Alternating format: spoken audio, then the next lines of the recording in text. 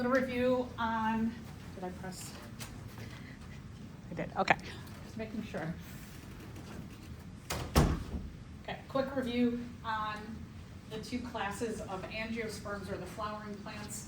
The two classes are the monocots and the dicots. So one thing we can look at is if we have the flowers intact, we can take a look at the flower parts. When we are looking at monocots, the flower parts are in multiples of 3. You can see here this lily, 1, 2, 3, 4, 5, 6 petals. There are 1, 2, 3, 4, 5, 6 stamens. And when we take a look at the carpel, it has a 3-part shape to it. When we are looking at the dicots, there are multiples of 4 or 5s in the flower parts. So this flower has 1, 2, 3, 4, 5 petals. It would be really hard to count all of the stamens, but they will be in a multiple of 4 or 5. And then when we take a look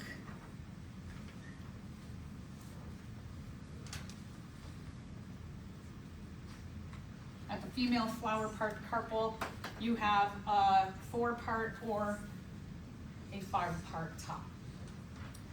All right, let's say the flowers die off and you're left with the leaves. We can take a look at the structure of the leaves. With monocots, the leaves are long and skinny. They have smooth edges. All of the veins or the vascular tissue go in the same direction. We call that parallel. With the dicots, you have 2 possible shapes. You have palmate, kind of like a hand or a palm, or you have oval. Usually the edges are jagged, and the vascular tissue structure or vein structure is there is one main vein, and the rest of the veins radiate off like a net. So we call that a net vein pattern. All right, let's say that the leaves all die off and you're just left with a stem. You can take the stem and you can cut it, and then you can look down on the stem and you can see the pattern inside of the veins or the vascular tissue. When you are taking a look at the monocots is just a scattering of dots. Oftentimes,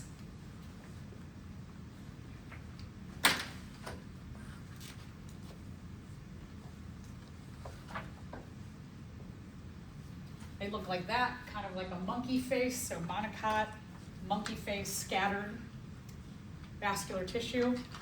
And when we are taking a look at the dicots, it's some kind of circular formation. It might be little triangles, kind of like a pie. Sometimes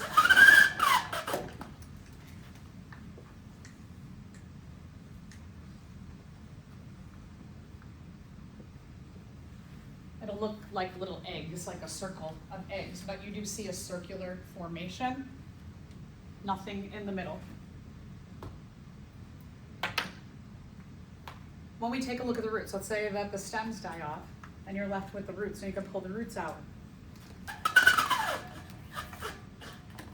If you have very, very long roots, very deep, we call those tapped roots. They're tapping into the water table. Allows those plants to have the rest of the plant above surface die off, and then the underground material, the roots survive cold winters like we have now, and when conditions are good in the spring, the roots can allow that plant to regrow every year. In everyday lingo, we call that a perennial.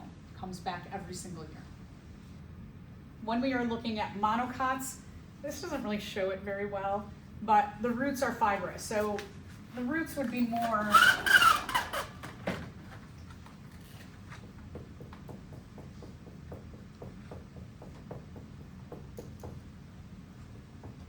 toward the surface. So in a climate like ours, where you've got cold, the air is cold, or there's snow compacted, it's going to kill all those roots that are near the surface.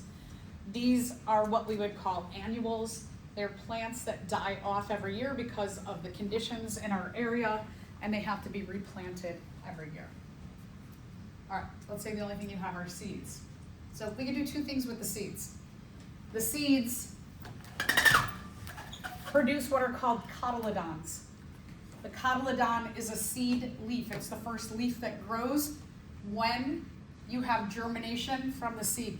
The term germination means the splitting of the seed to have a plant grow from within. When we are looking at our monocots, oh, I did that totally backward. I called that a monocot. Backward, let me rewind. The picture's got me messed up, sorry. This is a dicot. The dicot has the taproot. Sorry, everybody. The taproot goes down.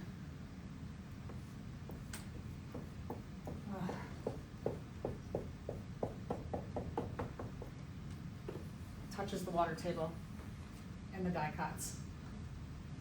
The monocot is the fibrous root system.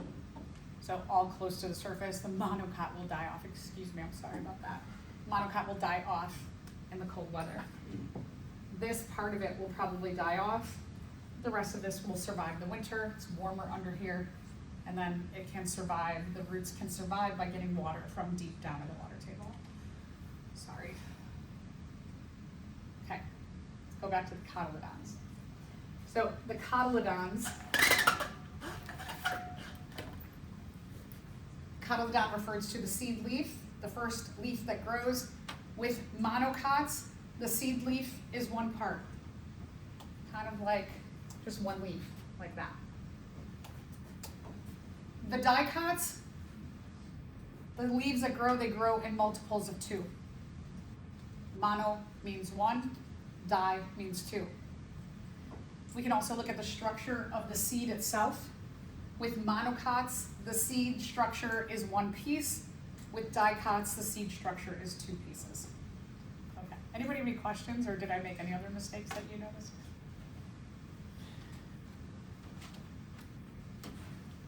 All right. So let's talk about meristematic tissue. Here in this term, we have stem. We have stem cells. This is essentially what we would refer to as stem cells in the plant. Stem cells keep the plant growing in size. Stem cells just make the plant bigger. They give rise to, the stem cells give rise to differentiated cells that are specific in what they do. Photosynthesis, making fruit, xylem and phloem, being the vascular tissue. So the stem cells are generic cells that can give rise to specific or differentiated cells. The stem cells also can just keep the inside of the plant growing.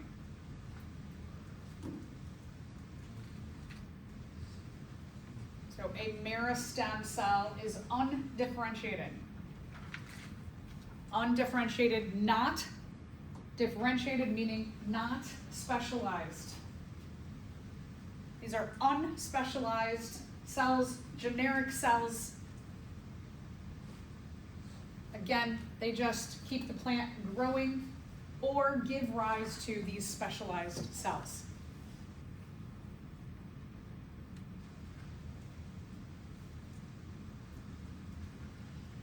Differentiated cells have specialized functions: photosynthesis, flowers for reproduction, fruit made through reproduction, xylem and phloem, the vascular tissue, the leaves for photosynthesis, trunk of the tree gives support. So those are your specialized or differentiated cells.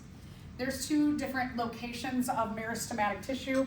We have what are called apical meristems, and we have lateral meristems. The apical meristems are at the ends of the plant, the top and the bottom.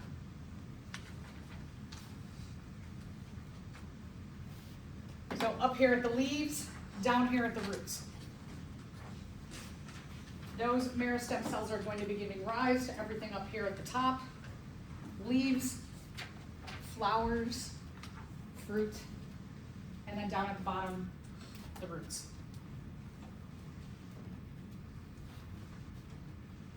They help the plant to grow in height this way, which is obvious, but also underground this way. And if we're talking about a monocot this way, we're talking about a dicot down that way. Lateral meristems are the side meristems. I like to think about it like inside. They're inside the trunk or the main stem of the plant. So think about like inside meristems. The important things inside would be the vascular tissue. They give rise to the xylem and phloem, or the vascular tissue, the tubes that transport important things around the body, much like our vascular system transports important things around our body. We will see this term cambion. Cambion is a stem cell. When you see that in plants, we're talking about this is a generic cell that can give rise to specialized cells. Lateral meristems allow the plant to grow in girth. So the inside, the trunk of the tree, keeps it growing outward.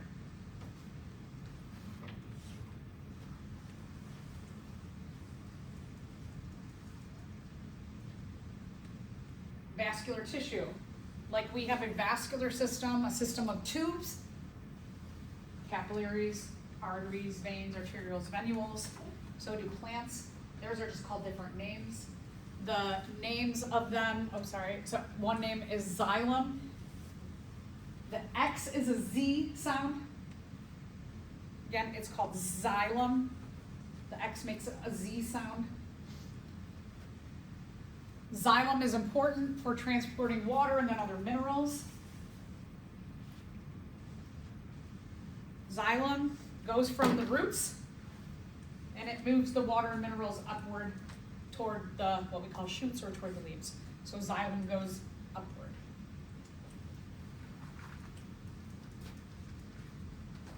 Phloem, the PH is an F sound. Oh, the English language, it's very strange. Phloem. The PH is an F sound, phloem. The phloem, they start up here at the leaves where photosynthesis occurs, and the phloem takes sugars that are made in photosynthesis and it takes them downward and distributes them through the plant. Any excess sugars will be stored in the roots. Sometimes some of those sugars are leaked to symbiotic organisms that help the plant survive.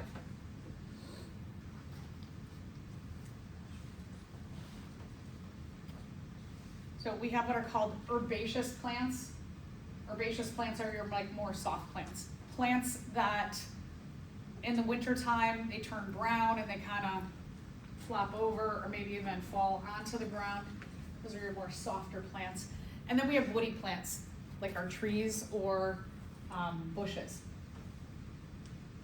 Woody plants have just like one extra feature, because woody plants, for the most part, they don't just flop over in the wintertime when the conditions change. They have structure to them that allows them to stay upright. They also have structure that allows them to add on in their lateral meristems and get wider and wider and wider every year. So we're going to go through the cross-section of the woody stem. Wood, that inside girth part of the tree, is mostly made up of thick xylem cells. Layer after layer after layer.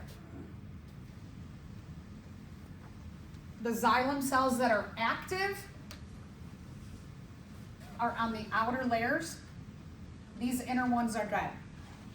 So these are from the past, they are dead. They harden over time. We call that wood, or heartwood or hardwood.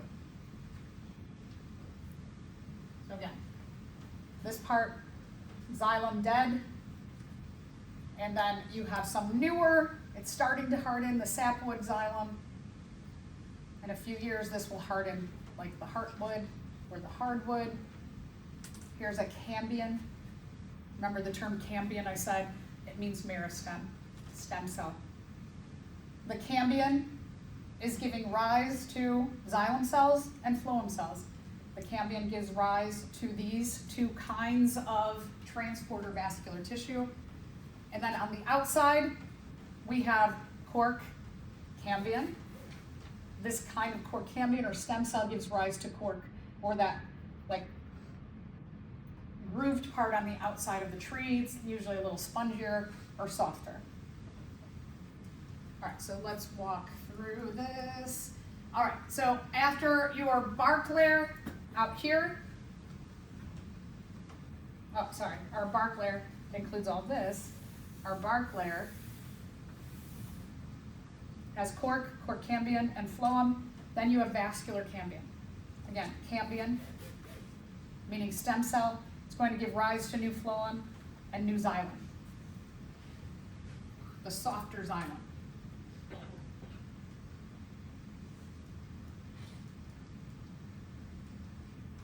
Next comes layers of xylem. Year after year after year, that xylem builds up.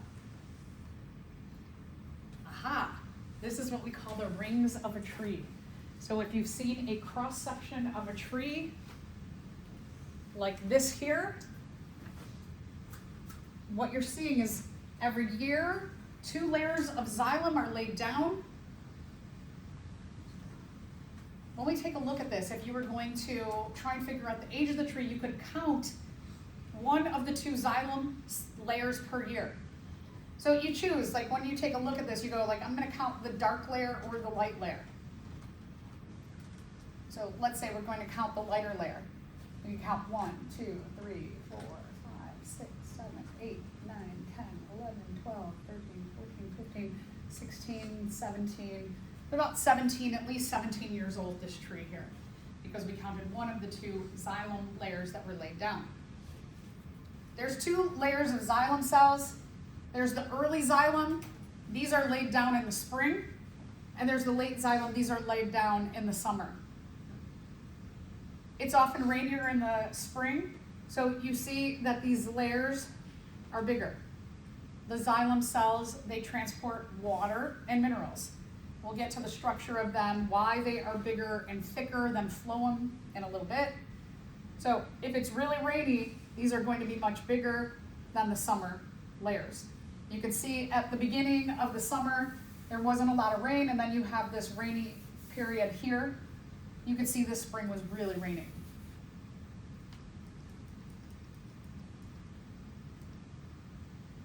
So the rainier the climate during a season, the larger the xylem cells are.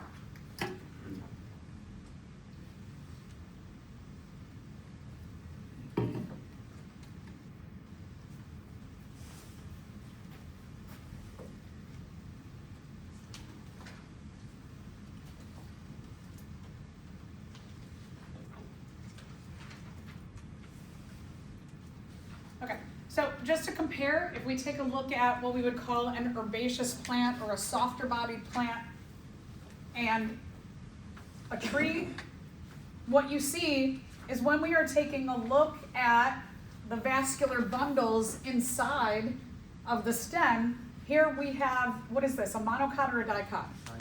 Good, very good. It's a dicot. You have these little triangles, they're in a circle.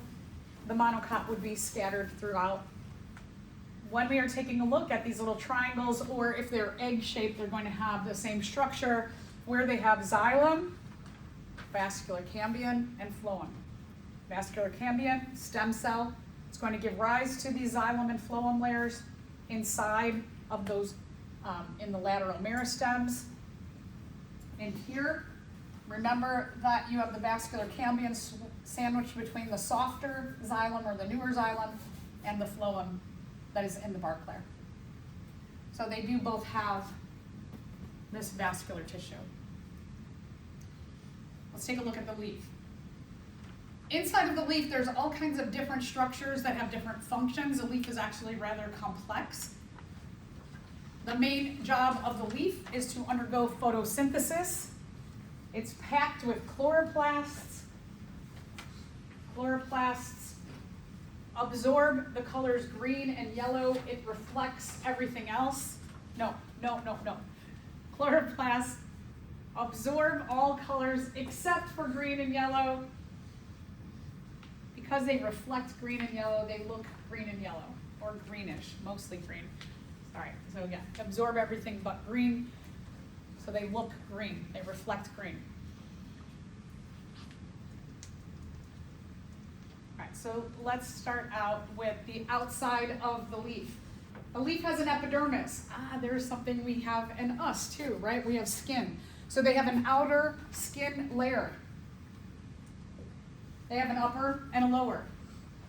It's kind of almost like ours goes all the way around, right? It wraps around our body. They have upper and they have a lower because it's a much flattened structure to a leaf, or not as flat.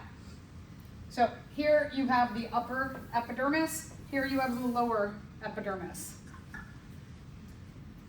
Let's take a look at the lower epidermis. In the lower epidermis, you have holes that are called stoma. They're little microscopic openings. If you took a look at a bottom of a leaf, it'd be very difficult to see the stoma unless you had a microscope. What these holes do is they allow for carbon dioxide in, oxygen to come out, and also water to come out.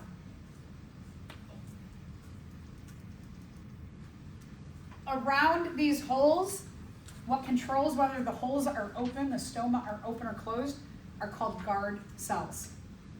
They guard the holes. When the leaf is undergoing gas exchange, the guard cells are opened up a little bit. When the leaf is dehydrated, the guard cells are also dehydrated, so it opens up that hole. When the guard cells are hydrated, you can see they're plumped up here, and the hole is closed, so water doesn't come out.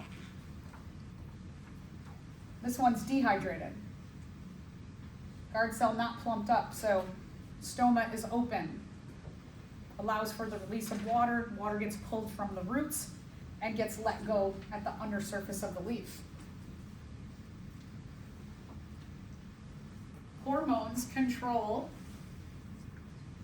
whether the stoma is open or closed, whether the guard cell hormones monitor the hydration of the plant, and then causes a chain effect to make sure that more water gets pulled up from the roots, up the xylem, and out those stoma. So kind of interesting too. We'll talk about other hormones that plants have at the end, but like us, plants have hormones that control important processes in the body. On the top, on the very, very top of the epidermis is a cuticle layer. It's a waxy layer.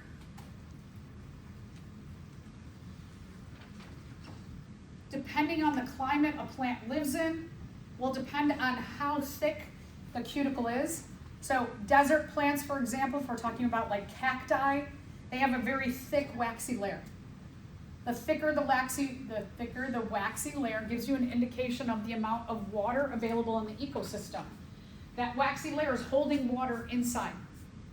So cactuses that live in a very dry environment, they have a very thick layer to keep as much moisture inside of their bodies. If you live in a rainforest, you probably have a very thin cuticle layer because water is readily available. Okay, let's go in the inside. Inside here, we have what are called mesophyll cells. Again, there's a pH in the middle that has an F sound, mesophyll cells. They are filled with chloroplasts. The mesophyll cells have tons of chloroplasts and other light-absorbing pigments that do photosynthesis. So you can see there's these and then all of these. That's the majority of what you find inside of the leaf are mesophyll cells for photosynthesis. We have two different kinds of, let me stop there. So don't forget, the mesophyll cells are filled with chloroplasts. Chloroplasts are filled with chlorophyll, and other light-absorbing pigments for photosynthesis. You can see all the dots inside. Those are all the chloroplasts and other pigments too. All right, two types of mesophyll cells. You can see here, these have one shape, they're packed right next to each other. They are called columnar mesophyll cells, specifically palisade. So the top layer packed together are the palisade, column-shaped, packed together, wall-to-wall, palisade mesophyll cells. No spaces in between. They are packed together because if we think about the top part of a leaf, that's where the majority of the sunlight is hitting. So it's going to be important to have as many of those packed together on the surface of the leaf or near the surface of the leaf. Okay, let's take a look at the other mesophyll cells. You have what are called spongy. Notice the spongy mesophyll cells, like a sponge, have pores in between. They're spaces or openings like a sponge. So the spongy mesophyll cells, while they still are packed with chloroplasts, they leave spaces in between because they are near the guard cells and the stoma. This is where gases are being exchanged, so you need a space for your gases that are coming in and out. You also need a space for water to go out. Also, inside of a leaf, you have vascular bundles, veins.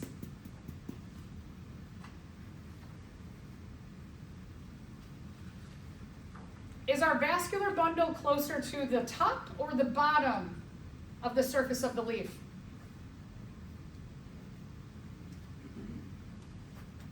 It's closer to the bottom. That's why when you take a look at a leaf, it is easier to see the vein pattern by flipping over the leaf, right? They kind of bulge out the bottom of the leaf. You can see a little pattern of them on the top, but easier to see them on the bottom because they are embedded in the spongy mesophyll. Remember, vascular tissue has xylem and phloem. Xylem and phloem will have a layer of vascular cambium in between.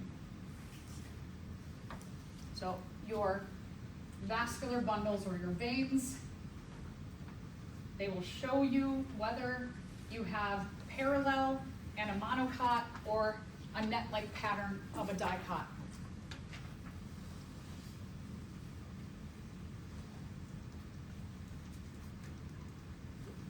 If we took a look at our cross-section of our leaf under a microscope, this is what it would look like. So just to point out, let's go from the outside in. This layer here is the cuticle. You can see it up top, just like it looks like a little bit of stuff that's like hanging off the lower epidermis and the upper epidermis. In the lower part of the epidermis, you can see kind of like a pore here and here. These are the guard cells, guard cell, and the stoma pore. When we take a look at the mesophyll cells, the upper cells are called the palisade mesophyll. They are packed together.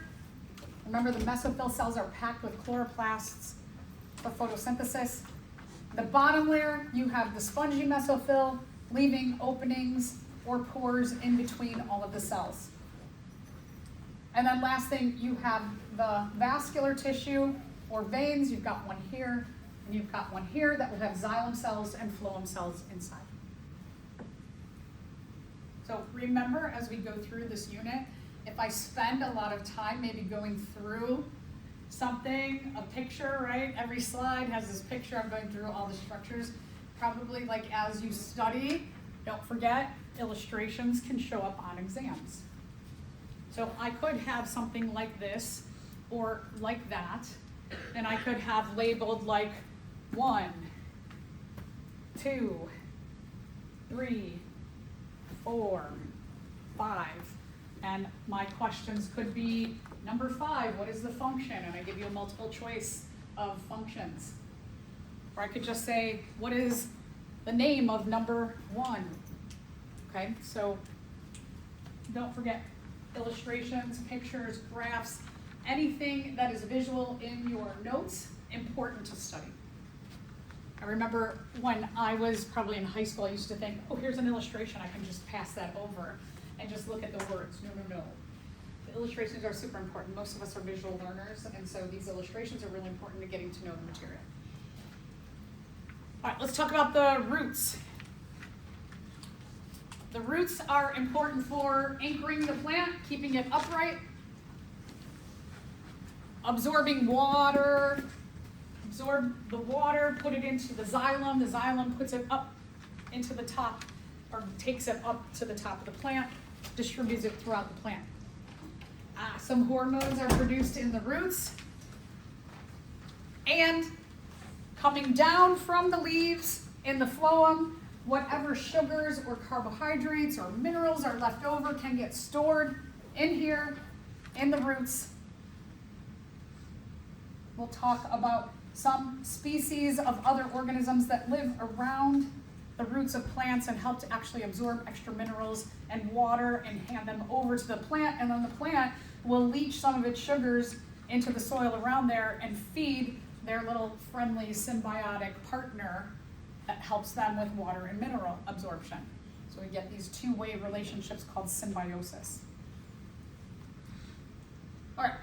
One thing that is really, I think, amazing about organisms and the way they have evolved, when you see a large branch to a smaller branch to a smaller branch, it should give you the idea that there needs to be a lot of surface area for this function. So with our roots, you can see there's a really big main root called the taproot, and then you have these larger branches, and then you have smaller branches. And on the smaller branches, you have even smaller branches called root hairs. So you have big branch, smaller, smaller. Very similar to what happens like in our circulatory system, right? You've got arteries and veins, and then they go to arteries and veins, arterioles and venules, and then capillaries, smaller and smaller and smaller branches. The branching gives lots and lots of surface area. So water and mineral absorption at the roots is super important, right? Just like we know for us. Being hydrated is super important. Water facilitates the making and breaking of molecules in us. It does in every organism. So water absorption is always super important. If we take a look at here, you have a plant that has just germinated. You can see the root hairs distinctly, a main root, a taproot, and then lots of little hairs coming out. Let's talk about this process of transpiration. Transpiration kind of sounds like perspiration. It's similar but different in what happens in us. Transpiration is the loss of water in plants.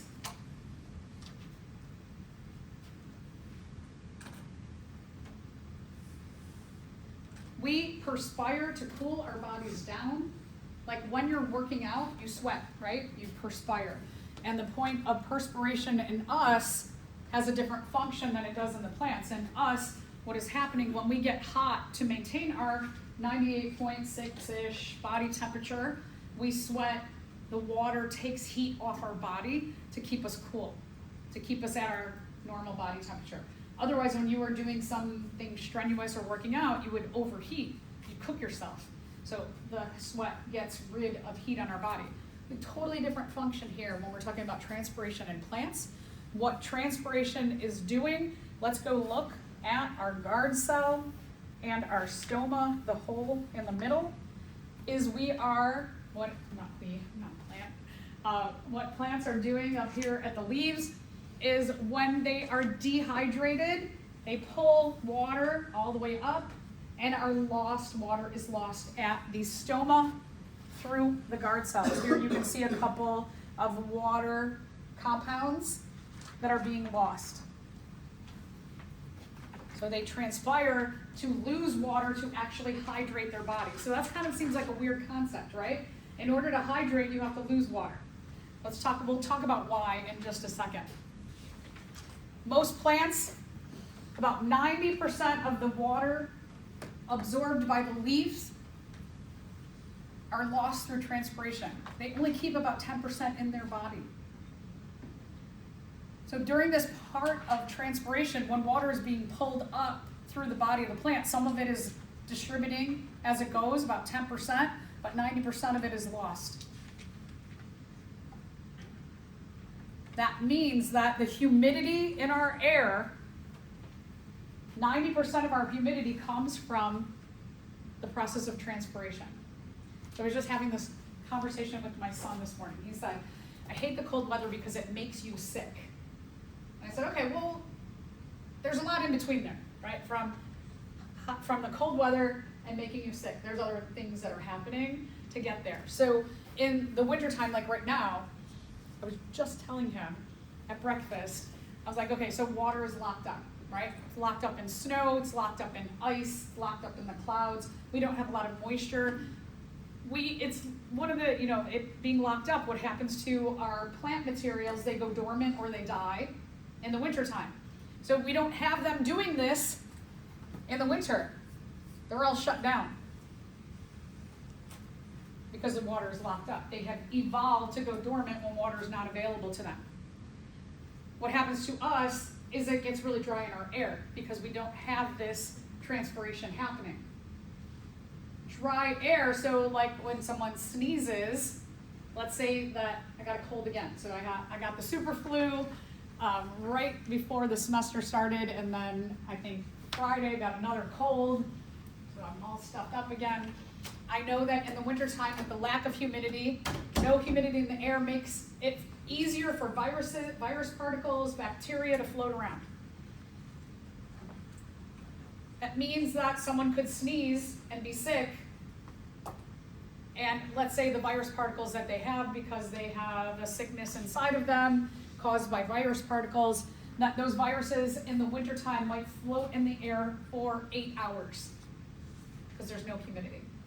So somebody, let's say that you sneeze in this room, somebody at nighttime could get virus particles from you that you sneezed out. Even though this room, right, you've been out of here for hours and hours and hours. They could just be floating around. That's why, anywhere you go inside in the world, somebody could have sneezed or coughed and didn't cover well, and that's why diseases spread really easily in the wintertime. When conditions become better, when water becomes available, the plants are like, all right, yay, we can start to absorb that water and we can start to grow, or you see the trees will start to make their leaves again, and they begin to do this. And so now if let's say our humidity is like between 0 and 10% now, but in the spring and summer it gets up to 90%, so the air is filled with a lot more water, which means there's not as much room for virus particles to be floating around. So in the summertime, somebody could sneeze, and because it's so humid, humidity or water compounds can attach to those virus particles and bring them down, and they're not floating in the air anymore. So that's why we get sick a lot less when it's humid, spring, summer, fall, rather than the winter when it's really, really dry. And it has to do with this and the natural selection, what's happening in our environment in the winter. The plants go into a dormant phase, brings humidity down, lets virus particles, right, there's a chain of effect between winter and getting sick. There's a lot of other things that are happening in between there.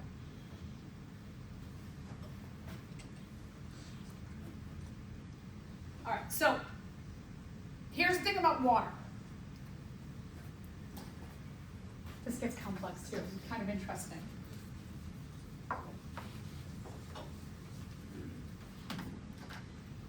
The structure of water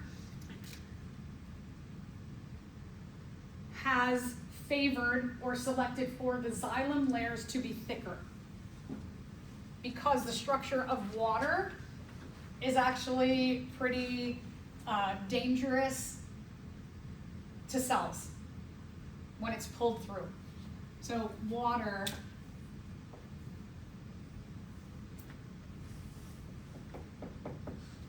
has 2 hydrogens and an oxygen.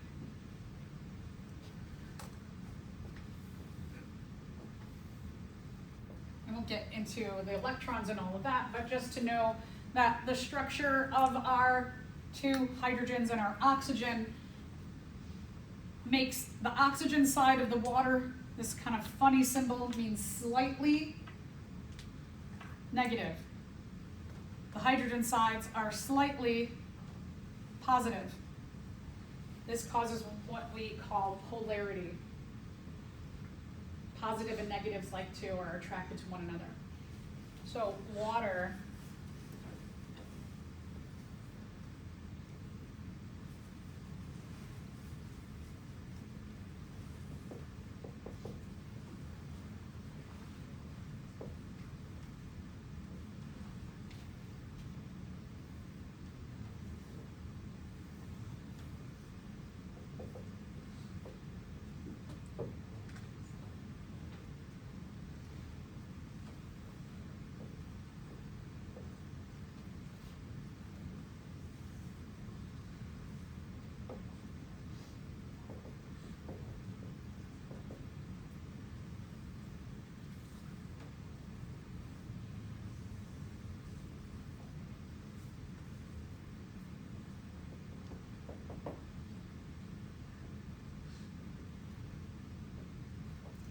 Water will start to become attracted to other waters,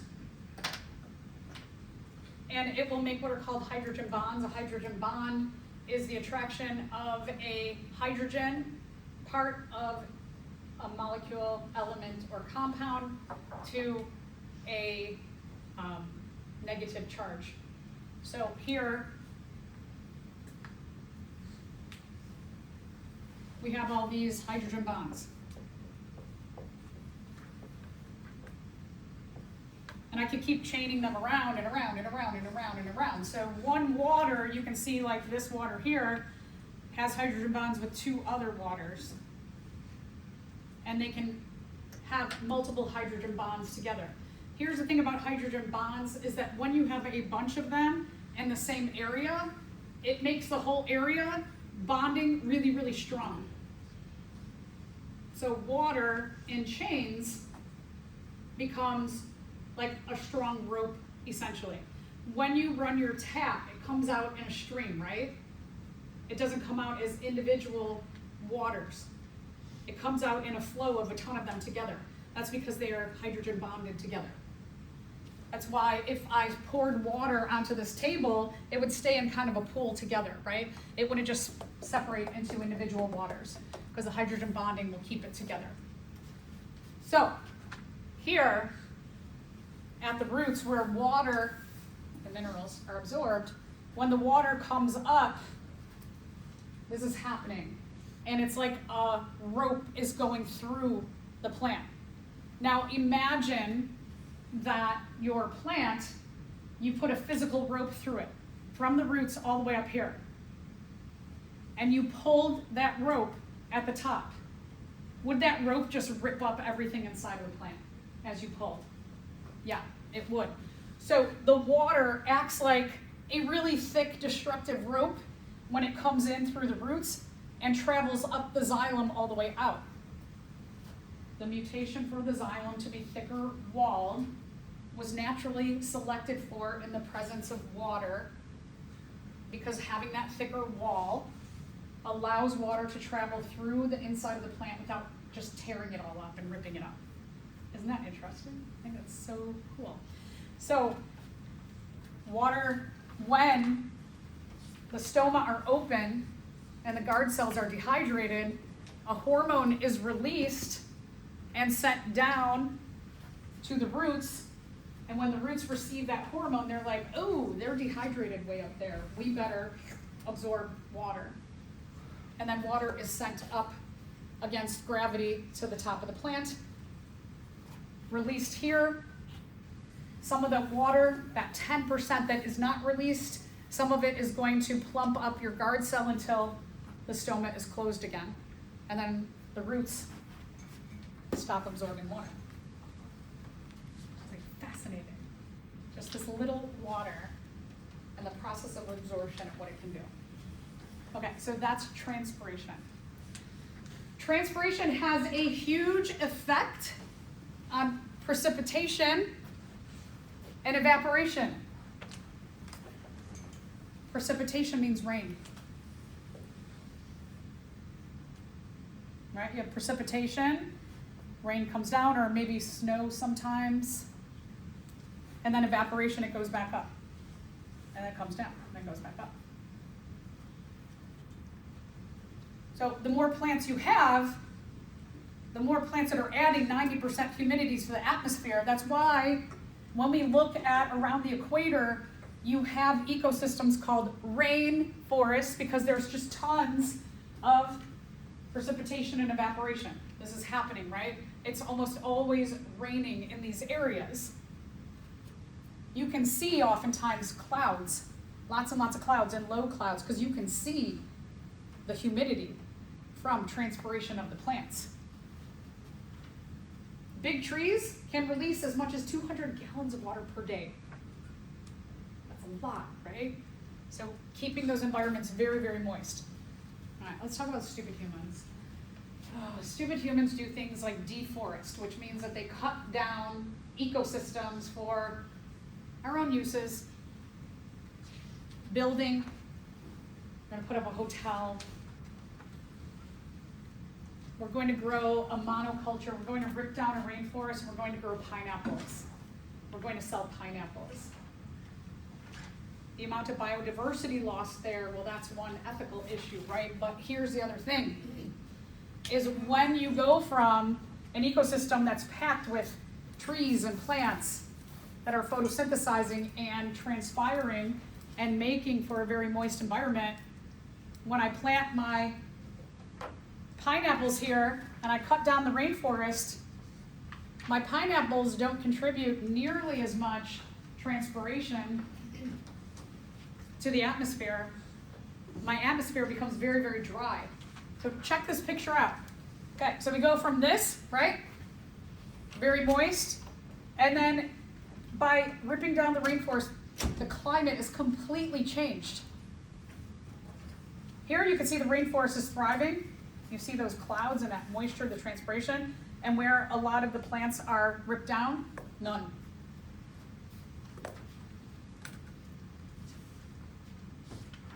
So it has a chain effect. The transpiration actually keeps the climate regulated and cooler. Of course, the plants that are gone, chain effect, plants are gone just like the dinosaurs, right? The plants left, it had an effect on the herbivores, it had an effect on the omnivores, on the carnivores, and then you have a lot of die-off in your ecosystem. So a lot of other organisms die off. You have a huge loss of biodiversity. It gets warmer because you don't have the regulation of temperature. If you're ever somewhere tropical, or even here in the summertime, our forest preserves, we have great forest preserves. If it's a really hot day and you're hiking around, we have great hiking trails. You can go from a sunny area and you go underneath what we call the canopy, you go inside of the forest, it feels like 10 degrees cooler because you have a lot more transpiration, you have a lot more moisture held in there. That moisture cools us off a bit. So we have all these issues with the deforestation, the loss of plants, the loss of transpiration has a huge chain effect. So here again, you can see those pictures side by side. There's a huge difference in what you're seeing in terms of moisture levels. All right, let's talk about the structure of a flower. The goal of a flower is to help with reproduction. It has the sperm and the egg produced there. The outcome of the sperm and egg coming together make a fruit that has seeds, and the seeds are the next generation or the offspring of that plant. So we'll take a look at this and we'll get further into reproduction and how that happens. So let's start at the bottom of the flower. You have what's called the receptacle, or the base, the very, very bottom green part, the end of the stem, the beginning of the flower. That's called the receptacle here. Okay, let's move our way up. Oh, so the receptacle, you have these little tiny green leaves here, like a bud. If you think about a flower bud, it's got those green leaves. Those are called sepals. And when the sepals, when the inside You have the petals are starting to form. When the petals are fully formed, they push the sepals open, and then you see the flower inside. The male portion of the flower, it's called the stamen. Remember, we can count the number of stamens or male flower parts to tell if it's a monocot or dicot. You have stamens and multiples of 3s, it's a monocot. 4s and 5s is a dicot. Sometimes the stamen is called androecium. The stamen has an anther. On the anther you have pollen, and then you have the filament, the long skinny part. So again, the anther contains pollen, little tiny dots and dots and dots, microscopic dots of pollen. Inside of the pollen is the sperm.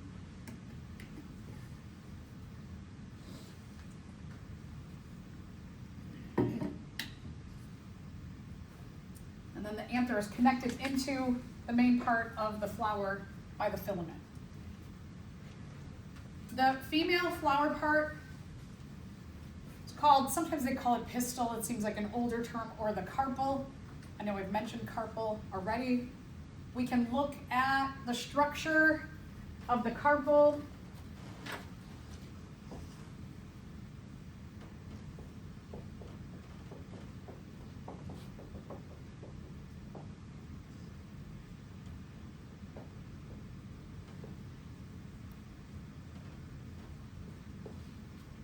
And we can look down on it. If there's 3 parts to the top of the carpel, you have a monocot. If your carpel is in 4 or 5 parts, it's a dicot. At the base of the flower, go all the way down, just above the receptacle, you have the ovary. So plants have stamens, but they do, and we have, male humans have penises. Here you have an ovary just like a human female. The ovary sometimes is called the ovule. So here at the base, you have the ovary, the eggs will be produced inside of the ovary.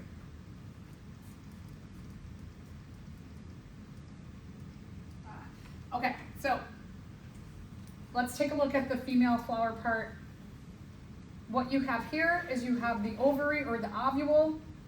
You've got the style, the long skinny part, which leads to the stigma.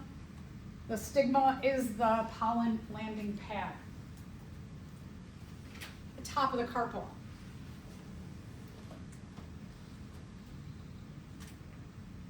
Some flowers are male, some flowers are female, and sometimes you have flowers that are both male and female at the same time. Flowers do all kinds of crazy things. So again, we can count the petals, we can count the stamens, we can count the carpel shapes to tell whether we have monocot or dicot. Let's answer this question. The American holly tree requires a male tree and a female tree for production of red berries in the winter. This indicates that the male flowers lack or do not have what, while the female flowers lack or do not have what? Do the male flowers lack anthers and the female flowers lack stamens? Okay, good. I see some no's. Do the male flowers lack sepals and the female flower parts lack anthers? Okay, good. No. Do the male flowers lack carpels and the female flower parts lack stamens? I see some yeses. Good, good. They both have petals. Females have ovules. They both have petals. The whole plant has petals. And then carpels is a female flower part. So good. So C is correct.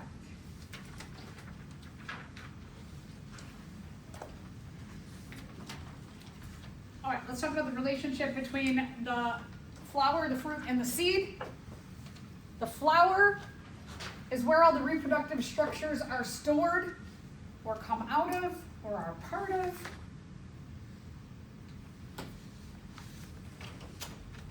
The fruit is made when the pollen digests its way down into the ovary or ovule. So when you get a piece of pollen here at the top of the carpel, and what happens is the pollen is equipped with like some acids that actually digest its way through down into, isn't that kind of crazy? That the pollen digests its way into the ovary, and then the egg and the pollen, which has the sperm, come together to make fruit. So fruit is made here at the ovary. The fruit ovary becomes what we eat on fruit. It grows into the actual fruit, and then inside you have a seed or a pit, and inside is the embryo. So when you are eating fruit, you are eating their ovaries. They're gross, right? And then you often take the seeds or the pits and you throw them away. You throw away their embryos. Or we can save them and grow them. So the seed is inside of the fruit. In this case, if we're looking at a peach, they have one seed or a pit. But think about like an apple has 5.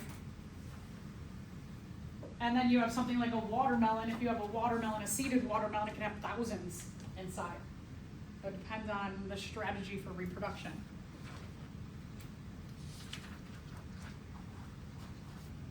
Pollination means that you have to get the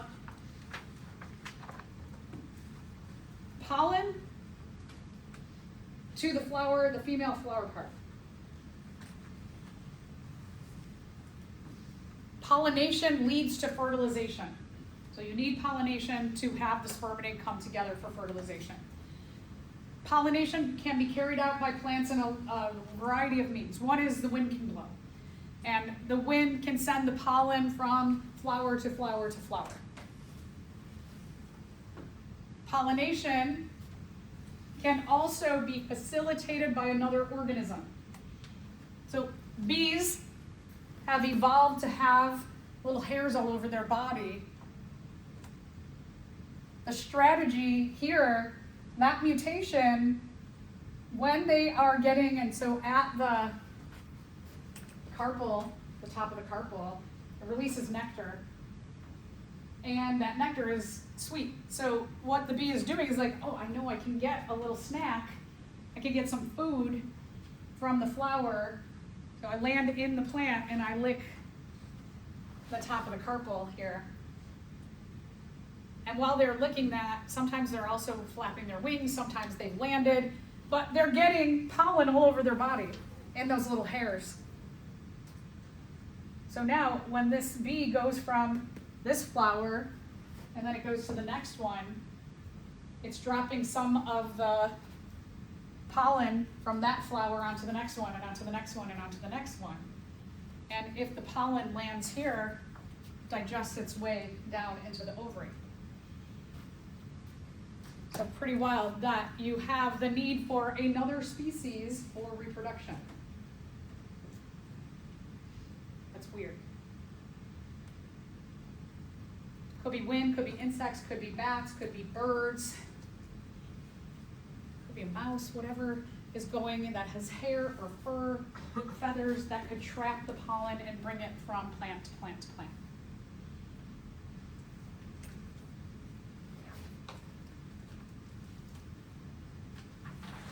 All right, what do you think? What is the evolutionary significance of a flower with larger, brightly colored petals? Do you think the wind is a significant factor in pollination, especially because of large petals? Does that make any sense? Such plants are usually self-pollinators and do not rely on external factors for pollination. Okay. I don't know, that seems weird to me. In general, these are aquatic plants. Well, are only aquatic plants they're the only ones that have big, bright flowers? No, not necessarily. These flowers are more attractive to animals that act as pollinators. Okay?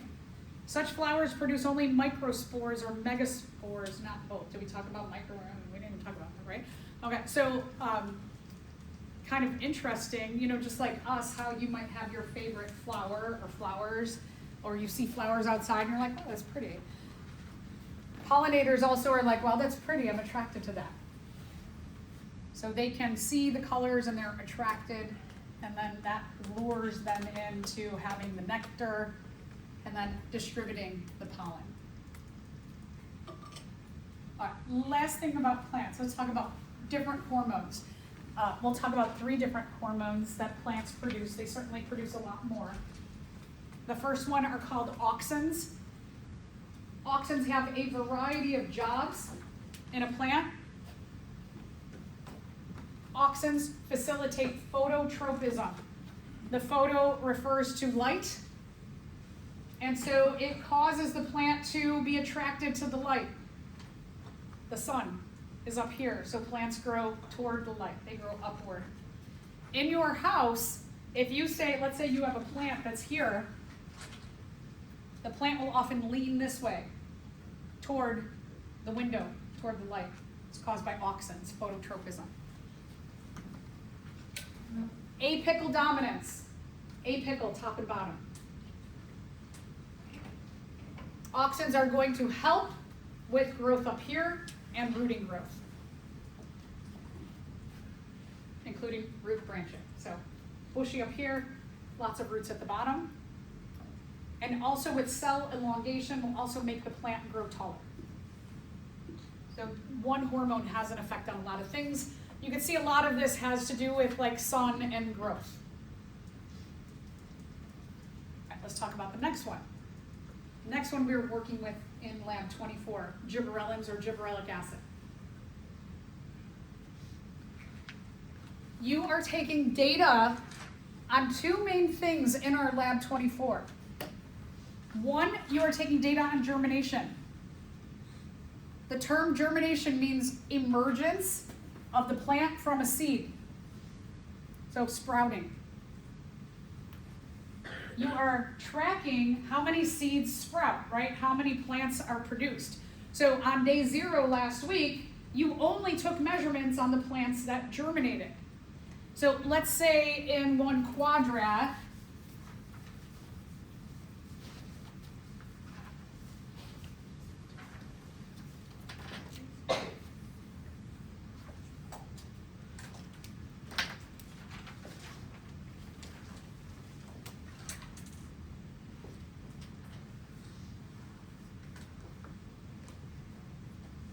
so let's say on day 0, you had 1, 2, 3, and you took the measurements of 1, 2, 3, and you took the measurements of 5 over here. 3 germinated.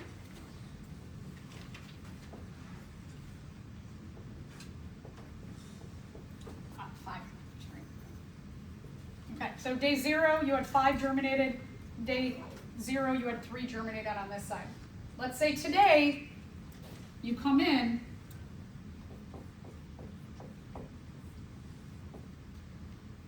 two more have grown or sprouted from the seed or germinated. Now our data on day 5, we're taking measurements for 5 of them. So if this was 1 and this was 2 and this was 3, and now you're adding 4 and 5. So now you're taking the data for 5. And let's say on day 7, you get 1 more. And then you'll add that on.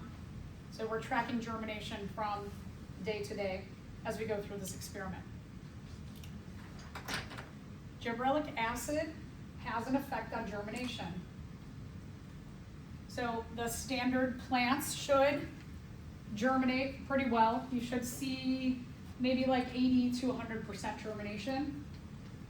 The dwarfs are usually about 10 to 30%.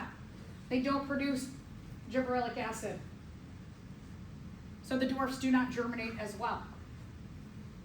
But the treated tray, we've been treating them all along, right? So the treated tray, what we should see is in our treated tray, we should see our dwarf plants act very similar to our standard plants in terms of germination. They should be about equal in that tray because we're giving them the gibberellic acid they don't have. Okay, so that's one thing that we're looking at, and one thing that gibberellic acid or gibberellins do. 2 is fruit development. So if we let this experiment go for the entire semester, we would see pods are produced in higher amounts in the standard and the treated pea pods. And then also we're measuring length, right? So gibberellic acid, like auxins, also has an effect on the length of the plant. A lot of times when students are answering questions, they focus on this data and not this. So you need to focus on both because we are actually tracking both kinds of effects of gibberellic acid on our plants. I will remind you again when we get to the write-up. All right, and then the last hormone is called ethylene. As fruit ripens, it produces more and more and more ethylene.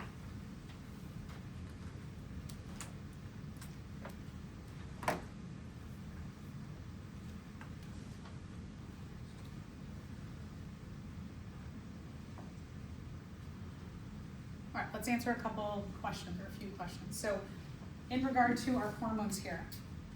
1 rotten apple spoils the whole barrel because the rotting apple produces which hormone? Good, ethylene.